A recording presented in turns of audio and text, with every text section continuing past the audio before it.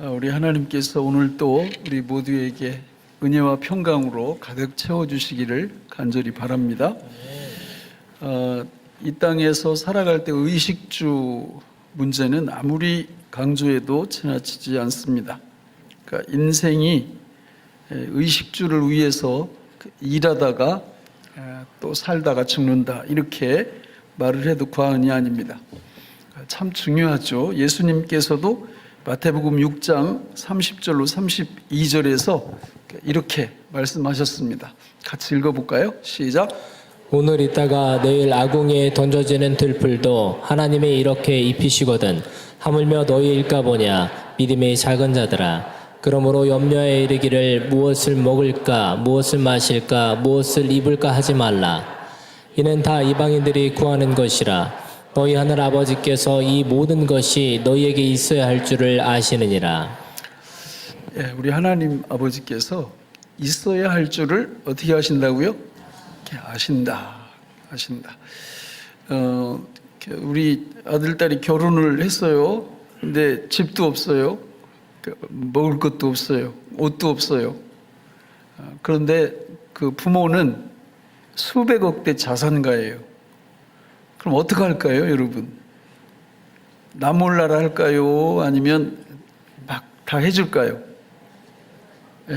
아니 왜 이렇게 눈치를 이렇게 채요? 다 해주죠. 그 안 해주는 부모가 어디 있어요? 자기 수백억 대 자산가고 우리 아들 며느리가 딸 사위가 아무것도 없는데 그러면 그냥 아낌없이 집도 사주고 또 옷도 사주고 또 양식도 사주고 이제 그렇게 할 거예요. 우리 인간적인 부모도 그렇게 한단 말이에요. 근데 우리 하나님 아버지께서 우리에게 그렇게 안 해주실까요? 안 해주실까요? 해주십니다. 지금 우리 대신방 기간인데 여러분들이 기도 제목을 다 내시면 우리 그 자리에서도 기도하지만 저한테 다 들어옵니다. 그게 저도 빠짐없이 다 기도를 하죠. 그런데 그 기도 내용의 거반다 어떤 내용일까요? 의식주. 그게 나쁜 게 아니에요. 꼭 필요한 겁니다. 여러분들이 믿음으로 기도할 때 하나님이 저렇게 말씀하셨잖아요. 있어야 할 줄을 아신다. 주님이 그걸 공급하시고 채워주시니까 오늘 우리가 이 자리에 있는 것인 줄로 압니다. 그런데 하나 기억하실 게 있어요. 우리는 세상 사람들하고 다릅니다. 어떻게 다르냐? 자, 마태복음 6장 다음 절 33절을 같이 읽어볼까요? 시작. 그런즉 너희는 먼저 그의 나라와 그의 의를 구하라. 그리하면 이 모든 것을 너희에게 더하시리라. 아멘. 세상 사람들은 그 순서도 없어요. 순서도 없고 오직 일평생 동안 먹고 입고 쓰는, 그러니까 의식주 위에서 전력 질주, 그러니까 전력 투구를 합니다. 다른 거는 볼 줄도 모르고 볼 필요도 없어요. 그러니까 이 땅에 사는 분들은 요즘 막 우리나라 막 의대가 난리가 났어요. 막 2수, 3수 막 이렇게 하면서 그 의대 가려고 그렇게 애를 쓰는데 그거 왜 그렇게 거기 가려고 그럴까요? 의식주 풍요롭게 이렇게 누리며 살려고 거기 가려고 그러는 거예요. 이상도 이하도 없어요. 그런데 하나님을 믿는 하나님의 백성들에게는 그렇게 살면 안 되고 그보다 앞서 신경 써야 될 게 있다는 건데 그게 뭐라고요? 너희는 먼저 그의 나라와 그의 의를 구하는 삶. 요게 되면 그 밑에 이 모든 것을 너희에게, 이 모든 것이 뭐예요? 의식주예요, 의식주. 이거를 하나님이 아주 책임져 주시겠다는 거예요. 할렐루야. 그럼 우리가 할 일은 다른 게 아니라 그의 나라와 그의 의를 구하는 겁니다. 그럼 그게 뭘까요? 그의 나라와 그의 의가 뭘까요? 바로 예수예요, 예수. 그러니까 그의 나라와 그의 의가 누구냐면 바로 예수님입니다. 그러니까 예수님을 구하고 예수님을 찾으면 그걸 먼저 하면 이 땅 위에서 모든 의식주를 하나님이 책임져 주신다. 그런 말씀을 하고 있는 것입니다. 여러분, 이 의식주를 한 단어로 말하면 이거를 경제라고 얘기합니다. 경제. 경제가 얼마나 중요한지 아시잖아요. 그죠? 그러니까 어떤 국가의 지도자가 경제를 책임질 수 있다, 경제 성장을 이끌 수 있다라는 확신만 든다면 그분은 대통령 되는 건 그냥 따놓은 당상이에요. 우리가 얼마나 열광을 하겠어요. 경제적으로 풍요를 우리한테 가져다 주겠다는데 그냥 뭐 표가 몰표가 나오겠죠. 예. 또 여러분, 우리 국회의원이나 시장, 이런 도지사 이런 분들이 이 경제는 저한테 맡겨달라, 저한테 도지사 자리가 주어진다면 여러분, 우리 도민의 경제는 제가 책임집니다, 이렇게 하고 그 열매도 조금씩 보여주고 이러면 그냥 도지사 끝까지 할 수 있습니다.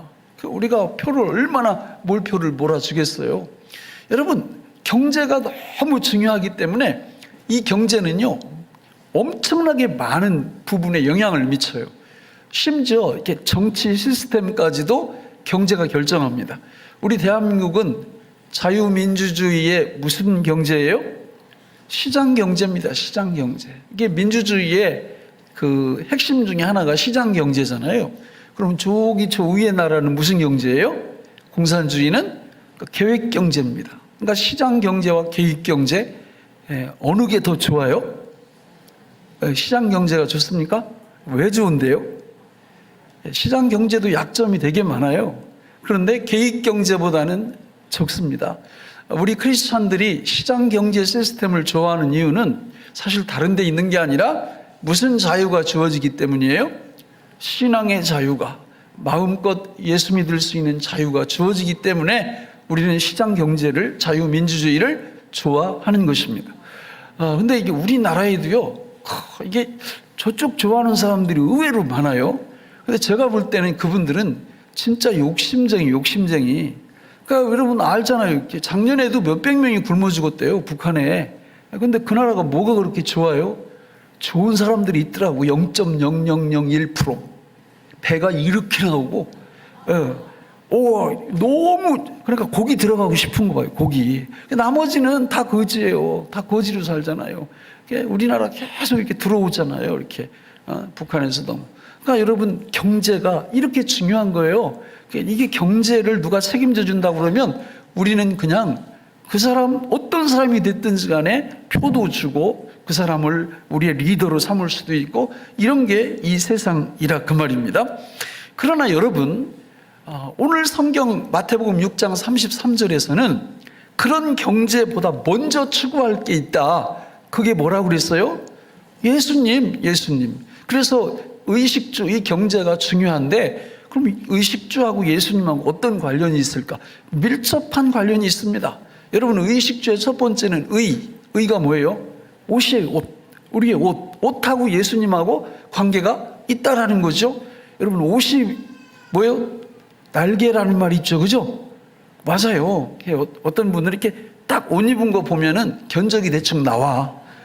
이렇게 교회 올 때도 이렇게 어떤 분은 막 가장 좋은 옷, 깨끗한 옷 이런 거 입고 오시는가 하면 어떤 분은 똑같아요. 월요일이나 토요일이나 주일이나 옷이 똑같아요. 그러면 저분은 옷에 대해서 어느 정도 신경을 쓰는구나 이렇게 알 수 있죠. 옷은 여러 가지 기능을 합니다.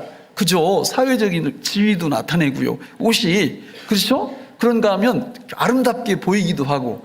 그런데 옷의 중요한 기능은 그런 게 아니고 성경에 보면 우리의 부끄러움, 우리의 수치를 가리는 역할을 옷이 합니다.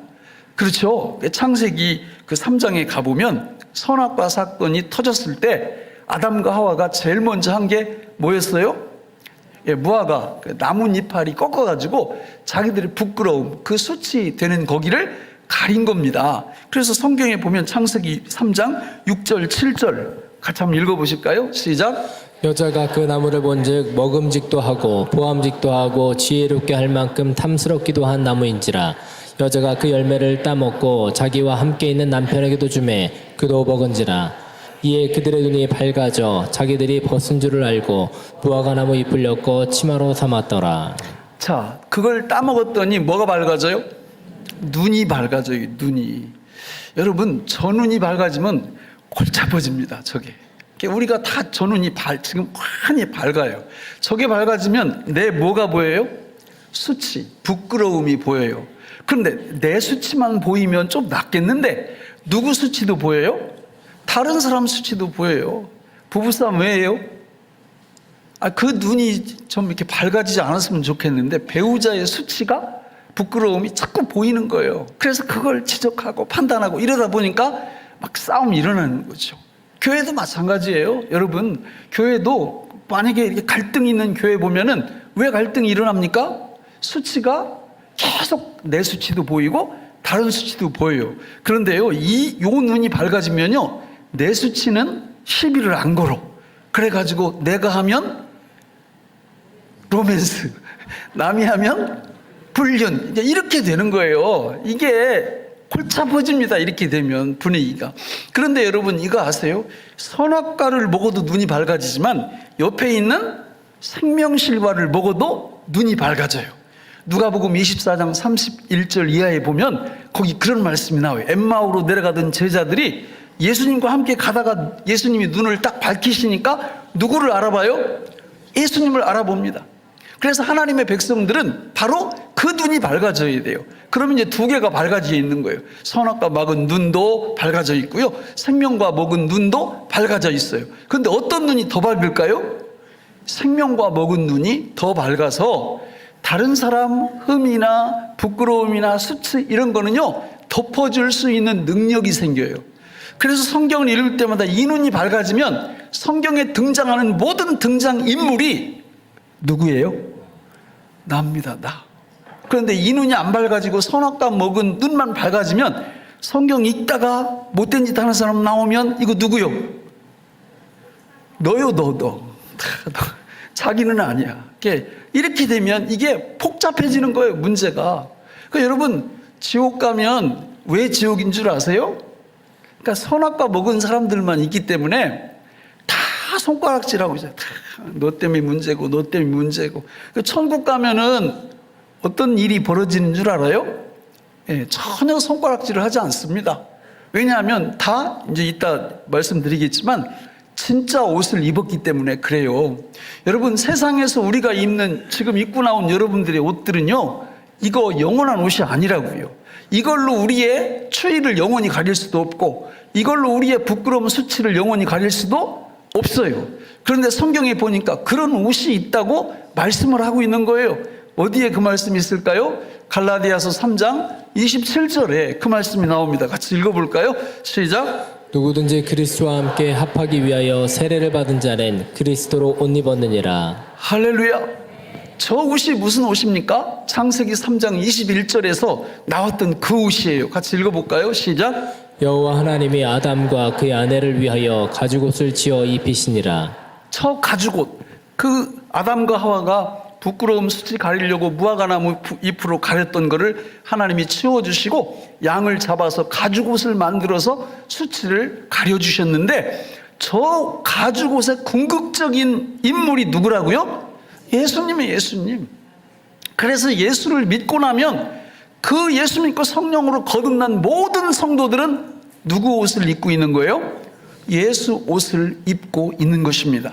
여러분, 마태복음 22장에 보면요, 거기 그렇게 잔치 자리가 이렇게 열려요. 잔치가. 근데 이제 이 잔치를 주관했던 임금님이 이렇게 손님들이 막 이렇게 왔는데 거기서 예복 입지 않은 사람을 어떻게 해요? 추방시켜 버립니다. 그 예복이 누구예요? 결국 예수 옷을 입었느냐 안 입었느냐, 그게 결정하는 거예요. 또 요한계시록 19장에 보면 거기 천국에 들어가는 사람이 반드시 입어야 되는 무슨 포 옷이 있어요. 무슨 포? 세마포 옷. 거기에 그렇게 써 있어요. 이 세마포는 성도들의 옳은 행실이라고. 그럼 여러분이 얼마나 옳은 행실을 해서 천국에 들어가겠어요? 옳은 행실, 우리의 최고의 옳은 행실은 누구 믿는 거예요? 예수 믿는 거예요. 예수 믿게 될 때 그 예수 옷이 우리에게 입혀짐으로 우리는 영원히 따뜻합니다. 우리는 영원히 부끄럽지 않습니다. 우리는 예수 믿음, 이 놀라운 은혜가 예수 옷을 입는다는 진리를 포함하고 있다는 거예요. 그래서 여기 보면 예수 믿음이 뭐라고 그랬어요? 답이다. 이걸 다른 말로 얘기하면 예수 입음이 답이다. 이렇게 바꿔 말할 수 있는 거예요. 예수 입음이 답이에요. 예수를 입어야 돼요. 어떻게 입어요? 뭘로 입어요? 믿음으로 입는 겁니다. 무슨 믿음? 예수 믿음, 삼동 믿음. 예수님이 내 안에서 뭐가 되어주시고 옷이 되어주시고, 예수님이 내 안에서 옷으로 살아주시고, 예수님이 내 안에서 옷으로 역사해 주심을, 이 진리를 믿게 될 때, 예수님 내가 주님을 믿습니다, 이 고백을 할 때 이런 의미가 들어있어야 돼요. 그렇게 될 때 오늘 설교 제목이 뭡니까? 믿는 자는 영생을 가졌나니. 여러분, 설교자는요, 반복해서 말씀드리지만 여러분 귀에까지만 이 말씀을 전달하는 거예요. 이 귀에서 여기로 내려오는 걸 영생이라고 그래요. 영생. 그러니까 예수님이 옷이 되어 주신다는 이 진리를 여러분들이 믿게 될 때 이 귀까지 들렸던 이 말씀이 우리 안에서 마음으로 경험되어지고 체험되어지는 이거를 뭐라고 부른다고요? 영생이라고 부르는 거예요. 영생. 그 영생을 충만히 경험하시고 누리시기를 주님의 이름으로 축원합니다. 두 번째, 의식 주의에서 식이 뭐예요? 먹는 거예요. 먹는 거. 여러분, 다 뭐 하자고 하는 일이요? 진리야, 진리. 누가 그런 말을 만들어냈는지 진짜 맞는 얘기예요. 여러분, 하루에 3번씩 맛있는 음식을 먹는 기쁨보다 더 큰 기쁨이 있으면 가져봐요. 없어요. 아침, 점심, 저녁 맛있는 식사를 할 때 그 기쁨이 얼마나 큰 기쁨입니까? 나는 안 기쁜데. 환자예요, 환자. 그 몸이 아픈 거라고. 건강한 사람은요, 그냥 한 끼 한 끼마다 얼마나 식사가 맛있는지 너무너무 맛있어요. 그러면 이 맛있는 몸에 건강한 좋은 음식을 잘 먹으면 어떻게 될까요? 따라서 합니다. 죽는다. 죽어요, 여러분. 아무리 좋은 음식, 맛있는 음식, 건강에 좋은 거 열심히 드셔봐요. 결국은 뭐예요? 죽어요. 그러면, 그러니까 먹으면 죽을 거, 먹지 말자. 그러면 어떻게 될까요? 더 빨리 죽어요. 그러니까 이래도 죽고 저래도 죽는 게 인생이란 말이에요. 그러니까 이걸 깨달으셔야 돼요. 이거를. 그러면 음식이 그렇게 좋은 건데, 축복이 되는 건데 먹어도 죽고 안 먹어도 죽고, 그러면 먹으면 살 수 있는 음식이 없을까? 있다, 그 말이죠. 그게 우리한테 복음이 되는 거예요. 오늘 우리가 읽은 이 요한복음 6장 말씀은 유명한 오병이어의 기적이 기록되어 있는 말씀이죠. 여러분, 예수님께서 그 장소에서, 오병이어의 그 가버나움 그쪽 장소에서 이제 제가 가봤는데요. 그 장소가 이렇게 되어 있어요. 굉장히 이렇게 언덕이 있고 이렇게 되어 있고, 이쪽은 갈릴리 바다고, 여기서는 그 바람이 바다 쪽으로 솔솔 이렇게 불고, 그러면 여기에서 말을 하면 몇천 명이 모여도 진짜 말이 들릴 정도예요. 기가 막히는 위치입니다. 거기서 예수님이 하나님의 말씀, 천국 복음을 사람들한테 쭉 전하고 난 다음에 때가 된 거예요. 그러니까 배가 고픈데 이게 이 수많은 사람들을 어떻게 먹일 거예요? 먹일 방법이 없잖아요. 근데 예수님이 제자들한테, 야, 니네들이 먹을 것을 줘라. 그러니까 우리가 어떻게 줘요? 뭐 갑론을박 하다가, 그럼 너희 있는 거 가져와봐 그랬더니 이제 보리떡 5개, 물고기 2마리를 딱 갖다 드렸더니 예수님이 축사하시고 나눠주라고 그러니까 5,000명이 먹고도 12광줄이나 남았더라. 이렇게 기록하고 있는 거 아니에요. 지금 그분이 여기 오셨어요. 이분 무슨 감? 그 예수님이 지금 여기 오셨다면, 육체를 입고 오셨다면 그분 무슨 감? 대통령감.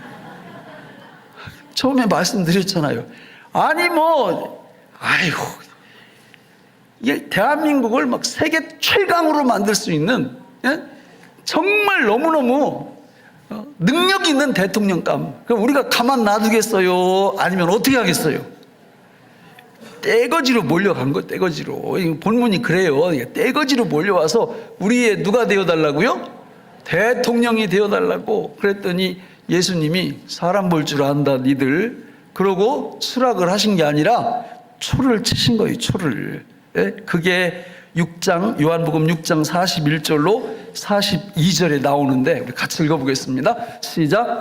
자기가 하늘에서 내려온 떡이라 하심으로 유대인들이 예수에 대하여 수근거려 이르되 이는 요셉의 아들 예수가 아니냐 그 부모를 우리가 아는데 자기가 지금 어찌하여 하늘에서 내려왔다 하느냐. 자기가 하늘에서 내려온 뭐라고요? 떡이라고. 그러니까 저 말씀만 안 하셨으면 계속 인기도 계속 좋고 이스라엘 대통령도 되고 그냥 엄청난 은혜가 임할 텐데 내가 하늘에서 내려온 떡이라고 그러니까 사람들이 이해를 못하는 거예요. 지금도 마찬가지입니다. 많은 분들이 교회 다니죠. 저 말씀을 이해하면 계속 다닐 거고 저 말씀을 이해하지 못하면 우리 66절 같이 읽어볼까요? 요한복음 6장 66절 시작. 그때부터 그의 제자 중에서 많은 사람이 떠나가고 다시 그와 함께 다니지 아니하더라. 많은 분들이 저래요. 교회 왔다가 교회 오면 뭐 하는 거 잘 되고 몸도 뭐 안 아프고 사업도 잘 되고 애들도 잘 되고 그런다고 해서 나왔는데 뭐야 이거 한 10년 다녔는데 뭐 되는 것도 없잖아. 이러면 어떻게 돼요? 저렇게 떠나는 거예요. 그런 분들이 부지기수입니다. 부지기수예요. 실제로 그래요. 그러니까 예수님이 질문을 하시는 거예요. 67절부터 69절까지 같이 읽어볼까요? 시작. 예수께서 12제자에게 이르시되 너희도 가려느냐. 네, 거기까지. 그러니까 제자들한테 야 이렇게 많은 사람들이 나 떠나가는데 너희도 갈래? 이렇게 질문을 했더니 베드로가 안 갑니다. 왜 안 가느냐면 영생의 말씀이신 예수님이 여기 계시기 때문에 우리는 안 갑니다. 저는 우리 성도님들도 이런 분들이 되시기 바랍니다. 누구 힘으로? 누구 의지로? 예, 우리의 결단으로 되는 게 아니에요. 거기 몇 절이냐면 65절 같이 한번 읽어볼까요? 시작. 또 이르시되 그러므로 전에 너희에게 말하기를 내 아버지께서 오게 하여 주지 아니하시면 누구든지 내게 올 수 없다 하였노라 하시니라. 예수 믿음은 아무나 그 축복과 선물을 받는 게 아니고요. 하나님 아버지께서 창세 전에 하나님의 백성으로 예정하시고 선택하신 하나님의 백성들만 올 수 있다는 거예요. 이 사람들은요 가라기도 안 가요. 가라기도 안 가. 너무 아주 신비해 신비해.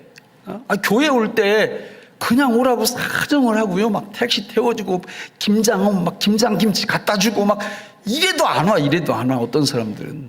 그런데 어떤 분들은 교회 올 때마다 헌금 가져. 헌금. 돈 가지고 와요. 돈을 주는 게 아니라 오히려 하나님 앞에 드려. 그러면서도 교회를 너무 잘 다니는 거예요. 이 엄청난 차이가 어디 있는 줄 아세요? 바로 여기 있다라는 거예요. 여러분 100% 나의 나된 것, 나의 하나님 백성됨은 하나님의 은혜인 줄로 믿습니다. 그래서 요한복음 6장 35절에서 이런 말씀을 하는 거죠. 같이 읽겠습니다. 시작. 예수께서 이르시되 나는 생명의 떡이니 내게 오는 자는 결코 줄이지 아니할 터이요 나를 믿는 자는 영원히 목마르지 아니하리라. 예수님이 누구라고요? 생명의 떡이라고요. 생명의 떡. 그러니까 우리는 그분을 어떻게 해야 돼요? 먹어야죠. 그러니까 여러분이 성찬식을 왜 하는지 지금도 하나님의 말씀을 전할 때 이 말씀을 듣는 게 뭐 하는 거예요? 먹는 거예요. 그러니까 예수 믿음이 답입니다. 이럴 때 다른 말로 얘기하면 뭐예요? 첫 번째는 예수 입음이 답입니다. 두 번째는 예수 먹음이 답입니다. 예수 먹음이 답. 뭘로 먹어요? 믿음으로 먹는 거예요. 믿음으로. 무슨 믿음? 삼동 믿음으로. 예수님이 내 안에서 생명의 떡이 되어주시고 생명의 떡으로 살아주시고 생명의 떡으로 역사하여 주심을 진짜 믿어보세요. 이걸 먼저 믿으면 우리 이 육신으로 필요한 의식주는 누가 책임지신다? 하나님이 책임져 주신다고요. 이걸 먼저 안 믿는 거예요. 먼저 안 믿고 세상 사람들처럼 똑같이 그냥 의식주에 왜 이렇게 푹 빠져가지고 이렇게 살아가면 오늘 본문인 요한복음 6장 47절로 51절에 축복이 임하지 않죠. 같이 읽어볼까요? 시작. 진실로 너희에게 이르노니 믿는 자는 영생을 가졌나니 내가 곧 생명의 떡이니라. 너희 조상들은 광야에서 만나를 먹었어도 죽었거니와 이는 하늘에서 내려오는 떡이니 사람으로 하여금 먹고 죽지 아니하게 하는 것이니라. 나는 하늘에서 내려온 살아있는 떡이니 사람이 이 떡을 먹으면 영생하리라. 내가 줄 떡은 곧 세상의 생명을 위한 내 살이니라 하시니라. 아멘. 여러분 믿는 자는 뭘 가졌나니? 영생을 가졌나니. 믿는 자는, 믿는 게 뭐 하는 거라고 그랬어요? 먹는 거예요, 먹는 거. 예수님이 나는 생명의 떡이다. I am the bread of life. 요즘 제가 영어가 많이 늘었나 봐요. 하지도 못하는 영어를 요즘 내가 생각해도 자꾸 쓰는 것 같아. 근데 너무 좋지 않아요? 내가 생명의 떡이라고. 그러니까 우리가 예수 믿으면 그 떡이 되어주시고 살아주시고 역사해 주셔서 나로 하여금 뭘 경험하게 하세요? 영생. 그러니까 영생 경험, 영생 체험, 영생 누림은요, 사람마다 다 달라요. 저는 설교자로서 여러분 귀까지만 배달해 주는데 여러분의 믿음 크기에 따라서 그 영원한 생명이 여기로 내려오면서 어떤 분은 요만큼, 어떤 분은 이만큼, 어떤 분은 정말 풍성하게 그 영생을 누리는 거예요. 그 영생을 풍성하게 누리는 성도님들이 되시기를 간절히 바랍니다. 의식주 중에서 마지막 세 번째는 뭐예요? 집이에요, 집. 여러분의 꿈, 비전이 뭐예요? 뭐 마련? 뭐 장만? 내 집 마련, 내 집. 아니, 왜 대답을 안 해요? 그냥 하세요. 괜찮아요. 하나님도 있어야 될 줄 아신다고 그랬잖아요. 그 대부분 사람들이 내 집 마련, 내 집장만 하는데 그게 꿈이야, 꿈. 그래가지고 처음에 이렇게 결혼하면 사골세 살아, 사골세. 그러다가 조금 이제 돈 모아지면 전세. 그러다가 한 14평 집 마련하면 막 집들이 하고 막 예배 드리고 막, 와, 그 너무너무 좋아해. 근데 조금 살다 보니까 집이 적어. 그래가지고 24평, 30평, 50평, 60평, 이거 막 늘려나가는데 막 전심전력을 다해요. 그런데 평수를 다 이렇게 늘려놨는데 더 이상 늘릴 평수가 없네? 그럼 그다음부터 뭐예요?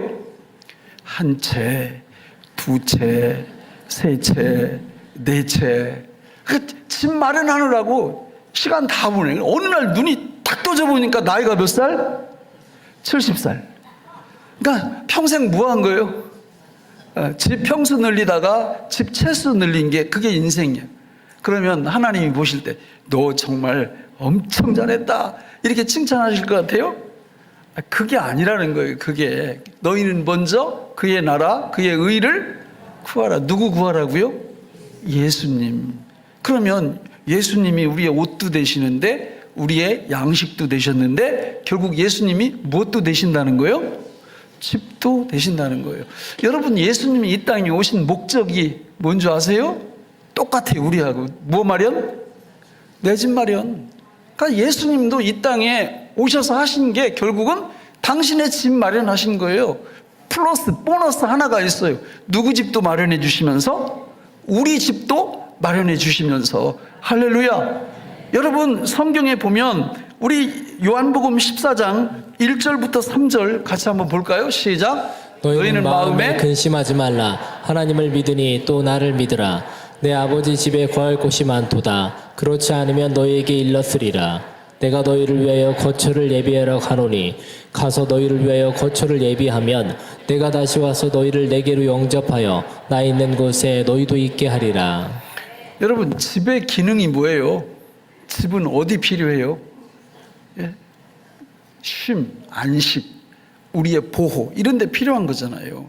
그래서 집이 있는 거예요. 근데 여러분, 세상에 보는, 눈앞에 보이는 우리의 집, 우리가 살고 있는 집은 그 기능을 일부 감당하지만 그게 영원성을 띠지는 못해요. 그리고요, 여러분, 집 한 60평 집에 살아보세요. 내가 먼저 있던 교회에서 신방을 갔는데 아파트, 빌라가 100평이야, 100평. 근데 벨을 눌러도 안 나와. 그래가지고 전화했어요, 집 앞에서. 그랬더니 나오는 거예요. 그러면서 저기 방에 가서 청소하느라고 못 들었대. 아니, 그런 집에 뭐하러 살아? 그러니까 여러분, 집이 쉼과 안식을 주는 게 아니라 지금 집이 이 사람을 뭘로 만든 거예요? 집사. 그래서 교회가 집사가 있나? 근데 집 열심히 쓸고 닦는 그 집사로 그 밥만 먹으면 청소하는 거예요. 그게 아니 뭐하라고 그런 데 살아요? 좀 작게 살고 청소는 그냥 한 10분 하면 다 하는 이런 집에서 살아야지. 예? 그러니까 커봤자 쉼과 안식을 주지 못한다. 또 체수 많은 사람들도 골치 아파요. 골치 아파. 그 관리하느라고. 예? 별로 이렇게 우리 교인들은 한 채밖에 없나 봐. 이렇게 별로 이렇게 동감을 표시하지 않으시네. 할렐루야. 예. 여러분, 짐 많아봤자 쉼과 안식을 주지 않아요. 그런데 우리 주님이 우리한테 마련해 주신 집은요, 완벽한 보호, 완벽한 쉼, 완벽한 안식, 이 모든 것들을 우리한테 다 주시고요. 이미 그게 준비됐다, 안 됐다? 이미 준비됐어요. 그러니까 갈까요? 그건 우리 마음대로 안 돼요. 그건 주님이 오라고 하셔야 갑니다. 그러니까 준비는 예수 믿고 성령으로 거듭났다면 다 된 거예요. 그러니까 이런 은혜 받으시기 바랍니다.